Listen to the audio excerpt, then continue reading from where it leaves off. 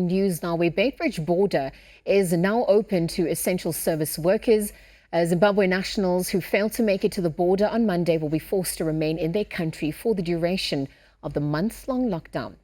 Meanwhile, Limpopo Health MEC Phophi Ramathuba has called on all those who have gone through the border, particularly during the high congestion period, to self-isolate before they integrate into society.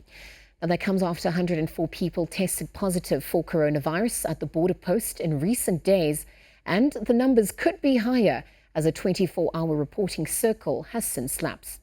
Now, Newzroom Africa's Phakgadi is at the Beitbridge border in Musina to give us an update. Pelane, good morning and thank you for joining us. Let's just look at what it means as essential workers are allowed to travel across the border. How are things transpiring on your end as we speak?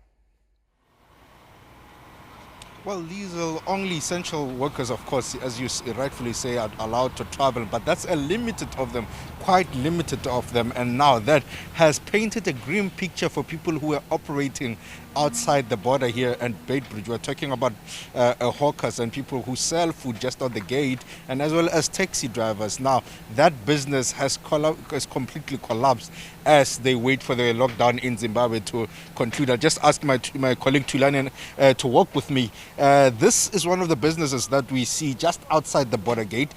Some food there being cooked. I hope to get some lunch later on here. But this is the business that happens here. It's on a day-to-day basis. It shows you the busyness in the area. That's why you see lots of shacks, about 15 of them where people literally sell their food here. No matter is one of the residents who sell food here, and she has been telling me that business has been bad over the last few days. No matter, you tell me that business is not so good since the lockdown in the Zimbabwe area? Yeah, kana since yesterday. Zvithu zvitoma uchinja na Zimbabwe border voivhara mara vakurivulesa ngandara ngari harina zvauita.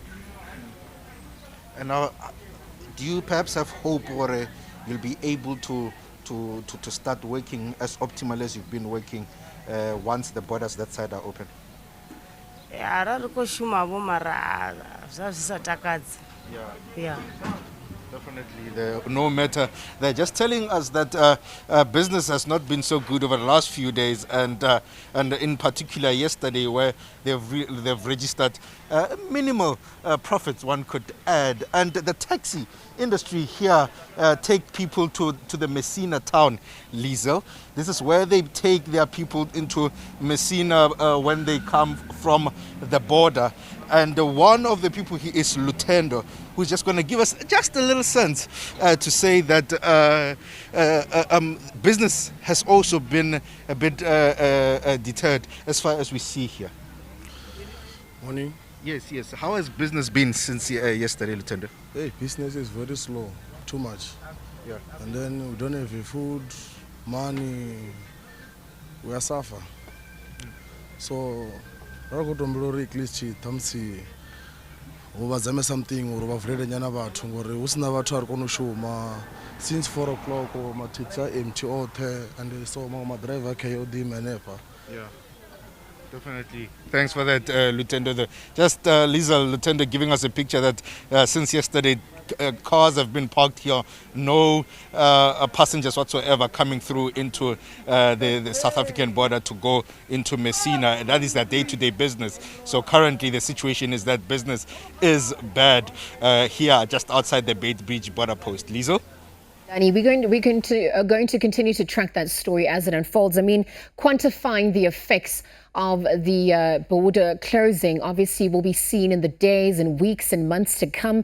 But again, thank you very much for just giving us that update. Again, Beitbridge border opening for essential workers. Phakgadi is stationed there and just giving us the latest. But moving from Beitbridge border, we're going to now move on to travelers who are at the Cozy Bay border and are growing rather frustrated with what they call a slow pacing of processing by officials. They are in fact accusing them of incompetence, disrespect, and not having enough capacity to assist them as they re-enter the country. Now, Newzroom Africa's Bonga Dlulane is there to give us the latest on that front. Bonga, good morning. I mean, just give us a sense of how things are transpiring on your end this morning. Good morning, Liesl. Yes, that's the view from many people who come through this border. You know, they're saying that they were running away from other borders where there's congestion, where there's long queues, hoping this side will be much better. But it's day 3 since we've been here. Things are starting to turn. When we first got here, people were very optimistic and very complimentary of the people working here on Thursday. As Friday goes on, things started to change. But now people are saying that it's a mess. They're frustrated by the slow pace of the testing station that's here at this border, saying that it's only 1 people or 2 of them who are committed to one testing and one doing the results. So if you test for COVID-19, you have to wait for about 20 to 50 minutes so that you can get your test. If it's negative, you come through. But if it's positive, then you have to make other measures. And also that puts at risk people who are already here, because there has to be a queue that's going at that testing station. So social distancing is crucial so that they don't transmit the disease. You have to wear your mask and those things. So the red tape, Liesl, is the biggest issue, the biggest headache for officials here, because people are saying that the queues grow and grow and grow and grow. For now, we're seeing though is that cars are moving from the Mozambique side to South Africa, but they're not leaving, they're just parking them here. They have to go back inside, stand in queue, get tested, get your passport certified so you can come back in. So that's what day 3 has shown us here, is that people are growing frustrated of the slow pace and how they're saying, accusing basically officials and government of not prioritizing them with enough capacity so that this process is done much smoother. All right, Bonga, as that obviously unfolds, we're going to continue to check in with you again, Bonga, just highlighting some of the issues that those who are attempting to cross the border are facing, including red tape, concerns about the disrespectful nature of the officials, and also some of the concerns regarding protocols that are being observed. Now, we'll bring you the latest with regards to that as the day progresses. Now,